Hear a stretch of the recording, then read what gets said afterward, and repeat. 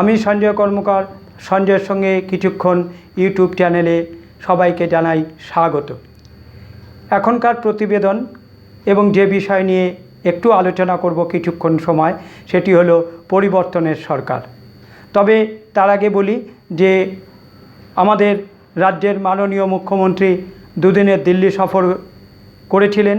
সেখানে তিনি আমাদের দেশের মাননীয় রাষ্ট্রপতি, প্রধানমন্ত্রী, প্রতিরক্ষামন্ত্রী, স্বরাষ্ট্রমন্ত্রী, কেন্দ্রীয় বিজেপির সভাপতি সকলের সঙ্গে দেখা করেছেন।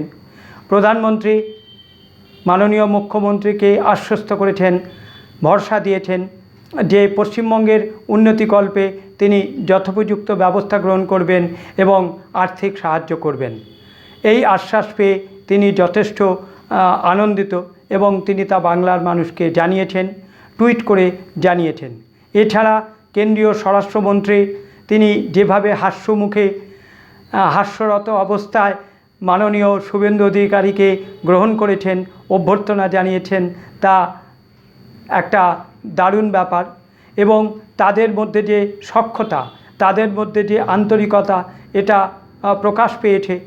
2014 সালের কোনো এক সময় থেকে তাদের দেখা সাক্ষাৎ এবং পথ চলা শুরু, এবং সেই সম্পর্কের নিরিখেই আজকে শুভেন্দু অধিকারী বাংলার মুখ্যমন্ত্রী। তার কারণ তিনি কেন্দ্রীয় স্বরাষ্ট্রমন্ত্রী এবং প্রধানমন্ত্রীর অত্যন্ত স্নেহধন্য।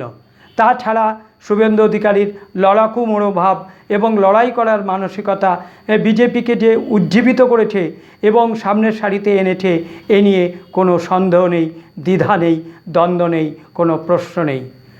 এটা তো গেল এদিকের বিষয়। কিন্তু যে পরিবর্তনগুলো চোখে পড়েছে, যেমন ধরুন আমি নয় আমরা, মাননীয় শুভেন্দু অধিকারী মহাশয় তিনি প্রশাসনিক বৈঠকে নবান্নের সভাগৃহ থেকে যে বার্তা দিচ্ছেন, তাতে তিনি আমরা বলছেন, আমি নয়। আগের মুখ্যমন্ত্রী তিনি সর্বদাই বলতেন আমি করেছি, আমি করেছি, আমি দিয়েছি, আমি করেছি, আমি দিয়েছি, যা শ্রুতিনন্দন ছিল না। কিন্তু এখনকার এবং তার যৌক্তিকতা নিয়েও প্রশ্ন ছিল, কিন্তু বর্তমান মুখ্যমন্ত্রী তিনি আমি নয় আমরা বলছেন, আমরা করেছি, আমরা প্রস্তাব পাঠিয়েছি, আমরা করব। এটা ভীষণ ভালো লাগছে। তাছাড়া তিনি একটি বৈঠকে, প্রশাসনিক বৈঠকে এক সাংবাদিক তাকে জিজ্ঞেস করছিলেন যে একটি রাজনৈতিক প্রশ্ন, তিনি সঙ্গে সঙ্গে তাকে সেই সাংবাদিককে বললেন এটা প্রশাসনিক বৈঠক, এখানে কেউ দয়া করে কোনো রাজনৈতিক প্রশ্ন করবেন না, আর প্রশ্ন করলেও আমি উত্তর দেব না। আমি প্রশাসনিক বৈঠকে প্রশাসনিক প্রশ্নের এবং সরকারি দপ্তরের কোনো প্রশ্ন থাকলে আমি তার উত্তর দেব, এর বাইরে উত্তর দেব না। এখান থেকে যখন বেরিয়ে যাব, অন্যত্র থাকব, তখন আমি রাজনৈতিক প্রশ্নের উত্তর দেব। যথেষ্ট পরিবর্তন করার মতন ব্যাপার, পাল্টে যাওয়া ব্যাপার। তার কারণ তিনি সবার মুখ্যমন্ত্রী, এটা তিনি বোঝাতে চাইছেন। তিনি সরকারকে নেতৃত্ব দিচ্ছেন, তিনি আর দলকে নেতৃত্ব দিচ্ছেন না। এটা মনে রাখার মতো বিষয়। তিনি সরকারকে নেতৃত্ব দিচ্ছেন, আমাদের বাংলা সরকারকে নেতৃত্ব দিচ্ছেন, আমাদের রাজ্য সরকারকে নেতৃত্ব দিচ্ছেন। তিনি বিজেপির দলকে নেতৃত্ব দিচ্ছেন না। তিনি সাংবাদিককে মনে করিয়ে দিয়েছেন, তিনি একথা মনে করিয়ে দিয়ে সকলকে আশ্বস্ত করলেন যে তিনি সরকারি কাজে যতটা সম্ভব দ্রুত পদক্ষেপ নেবেন এবং সেই ব্যাপারে আন্তরিক হবেন। তার আরেকটা ব্যাপার তিনি বললেন যে কোনো আমলা বা কোনো আধিকারিককে বা কোনো আইপিএসকে তুমি করে বলা যাবে না। তার কারণ তারা ভিন্ন রাজ্য থেকে এসছেন, তারা যথেষ্ট দক্ষ গুণী মানুষ, তারা পড়াশোনা করে এসছেন, তাদের তুমি করে বলা যাবে না, তাদের আপনি করেই বলতে হবে। প্রত্যেক মানুষের একটা ন্যূনতম সম্মান প্রদর্শন বা জ্ঞাপন করা দরকার। তিনি তা উল্লেখ করলেন এবং মনে করিয়ে দিলেন। এটা শুনেও ভীষণ ভীষণ ভীষণ ভালো লাগলো যে সম্মান দিলে তবেই তো সম্মান পাওয়া যায়, সম্মান না দিলে কি সম্মান পাওয়া যায়? কোনো সময় জোর করে পাওয়া যায়, কিন্তু পরবর্তীকালে আর জোর করেও পাওয়া যায় না বা কোনোভাবে পাওয়া যায় না। এটা গেল একটা ব্যাপার। আরেকটা ব্যাপার, চিনার পার্কের বাড়ি থেকে তিনি যখন বেরোলেন, তখন তার কনভয় বেরোতেই রেড সিগন্যাল পড়ল। তিনি কিন্তু সিগন্যাল ভেঙে বেরোননি, তিনি তার কনভয়কে বললেন যে রেড সিগন্যাল যতক্ষণ পড়েছে ততক্ষণ গাড়ি দাঁড়াতে হবে, সবুজ সিগন্যাল পড়লে সিগন্যাল ছাড়লে আমার কনভয় বেরোবে।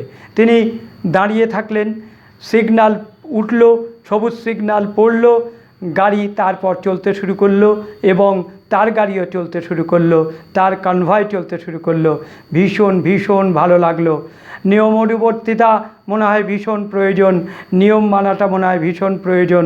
আমরা তো মানি না, আমরা তো মানতে চাই না। আগের সরকারের একজন 33টা গাড়ি নিয়ে ভোঁ করে 10 কিলোমিটার জায়গা ফাঁকা রেখে পুলিশ দাঁড় করিয়ে চলে যেত, কিন্তু তিনি না ছিলেন মুখ্যমন্ত্রী, না ছিলেন কেন্দ্রের মন্ত্রী, না ছিলেন রাজ্যের মন্ত্রী, তিনি ছিলেন কেবল একজন সাংসদ, কিন্তু তার জন্য ছিল বিধি ব্যবস্থা আলাদা। এটা তৃণমূলের কেউ বলতো না, বলার মতো অবশ্য সাহসও ছিল না। হ্যাঁ, যাই হোক, এখন মানুষ বলছে, এখন মানুষ উত্তর দিচ্ছে, সেই পরিবর্তনগুলোই চোখে পড়ল। তবে তার মধ্যে গুরুত্বপূর্ণ একটু সিদ্ধান্তের কথা জানাই যে এই রাজ্য সরকার আজকে কেন্দ্রীয় স্বাস্থ্য দপ্তরের সঙ্গে অনলাইন মিটিং করেছে। সেই মিটিংয়ে আয়ুষ্মান ভারতের কথা এবং স্বাস্থ্য দপ্তরের উন্নতির কথা, উন্নতিকল্পে কিছু পরিকাঠামোগত আলোচনা হয়েছে। তার সঙ্গে আয়ুষ্মান ভারতের যে বিমা সেটাও গ্রহণ হয়েছে। আর কিছুদিনের মধ্যেই আয়ুষ্মান কার্ড বিতরণ হবে, সকলের কাছে দিয়ে দেওয়া হবে। আয়ুষ্মান কার্ড অত্যন্ত গুরুত্বপূর্ণ একটি বিষয়। স্বাস্থ্য বিমার কার্ড, প্রান্তিক মানুষ, খেটে খাওয়া মানুষ, গরিব মানুষ এই কার্ডের মাধ্যমে সাহায্য পাবে, সুচিকিৎসা পাবে এবং চিকিৎসার পর তার বিমাকৃত টাকাটিও সে তার মাধ্যমেই পাবে।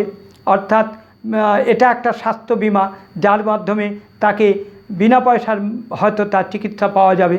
এটা খুব গ্রহণযোগ্য ব্যাপার এবং শুধু বাংলায় নয়, সারা ভারতবর্ষে বিভিন্ন জায়গায় এই আয়ুষ্মান কার্ডের, ভারতের কার্ডের বিনিময়ে চিকিৎসা পাওয়া যাবে, যা আগের সরকার গোয়ার তুমি করে নেয়নি বা গোয়ার তুমি করে নিচ্ছিল না। যাক, বাংলার মানুষ সেই উপকার থেকে দীর্ঘদিন বঞ্চিত থেকেছে, আর বঞ্চিত থাকবে না।